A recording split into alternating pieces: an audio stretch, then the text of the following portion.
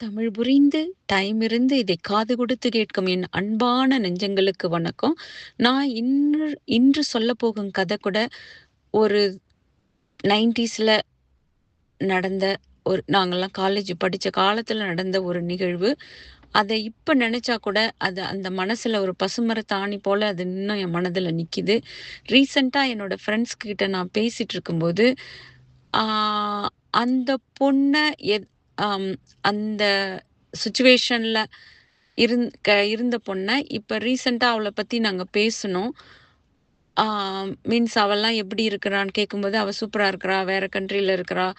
அப்படின்னு என் ஃப்ரெண்டு சொன்னா. இவளும் வேற கண்ட்ரில தான் இருக்கிறா. அப்ப அத நெனச்சு பார்த்தம்போது, எனக்கு ஒரு மனசுல ஒரு சந்தோஷம், ஒரு சமாதானமும் கெடைச்சுச்சு. இப்ப நான் உங்களுக்கு அந்த ஸ்டோரிய பத்தி உங்களுக்கு சொல்றதுக்கு முன்னாடி, நான் இப்ப உங்க எல்லார்ட்டயும் ஒரு கொஸ்டின் வைக்கிறேன். நம்ம ஃப்ரெண்ட்ஸு கூட இருக்கிறவங்கள ஃப்ரெண்ட்ஸு கூட கிடையாதுங்க. நம்ம கிளாஸ்ல, நம்ம சீனியரு, ஜூனியர் இப்படியெல்லாம் யாராவது ஒருத்தவங்கள ஒரு கஷ்டமா அவங்களுக்கு ஏதோ நடக்குது. அப்ப நம்ம வந்து அந்த நேரத்துல எப்படி ரியாக்ட் பண்ணுவோம்? அப்படியே சிலர் என்ன பண்ணுவாங்க, ஓகே அவளோட கஷ்டம், நஷ்டம் அவளோட கர்மா. அதனால அவளே தான் அனுபவிக்கணும்னு சொல்லி சில பேர் விட்டுட்டு போயிடுவாங்க.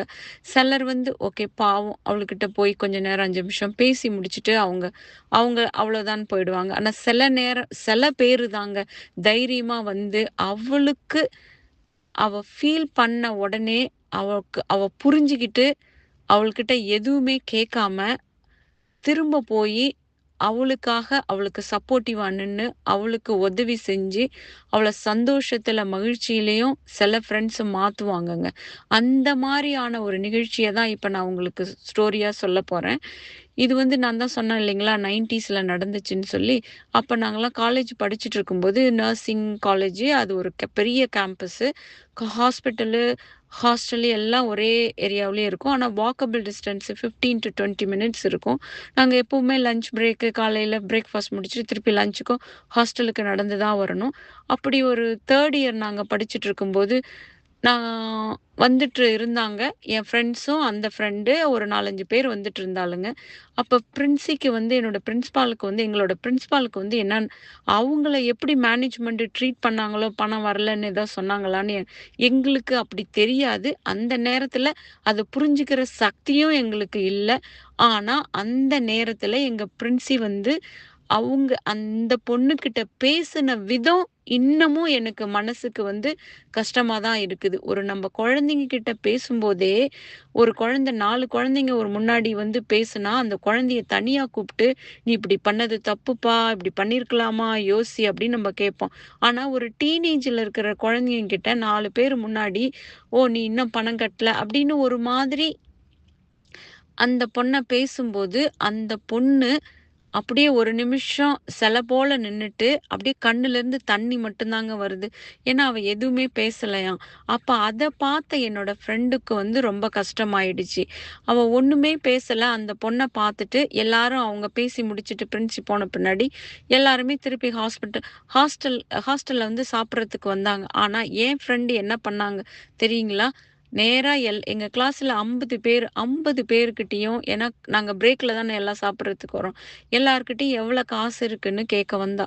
அவ நேரா தெரிஞ்சவங்க கிட்டலாம் மீன்ஸ் கொஞ்சம் க்ளோஸா இருக்கிறவங்க கிட்டலாம் நேரா போயி, அப்பல்லாம் நாங்க காலேஜ்ல எங்க மணிய வைப்போம் தெரியுங்களா? எங்க பில்லோவுக்கு அடியிலங்க.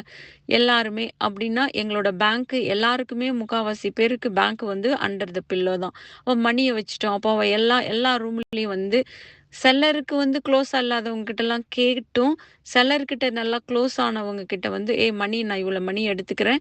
அப்படின்னு பேப்பர்ல எழுதி, அவளும் ஒரு பேப்பர்ல எழுதிக்கிட்டு, அதையும் கரெக்ட்டா 1 ஹவர்லங்க அந்த மணிய போயி, எங்களோட மேனேஜ்மென்ட் ஆஃபீஸ்ல அவளே போயி, சாப்பிடாம கூட அந்த நேரத்துல சாப்பிடாம போயி மேனேஜ்மென்ட்ல பே பண்ணிட்டு, திருப்பி அந்த ரெசிப்ட்ட எடுத்துக்கிட்டு வந்து, அந்த ஃப்ரெண்டு கிட்ட குடுத்து, இத போயி நீ இப்ப பிரின்சிபால்ட்ட குடு." அப்படின்னு சொன்னாங்கங்க. இத கேட்ட அப்படி ஒரு ஃப்ரெண்ட நான் இன்னும் கடவுள் எனக்கு ஒரு ஃப்ரெண்டா இருக்கிறதுக்காக நான் கடவுளுக்கு நன்றி சொல்றேன்.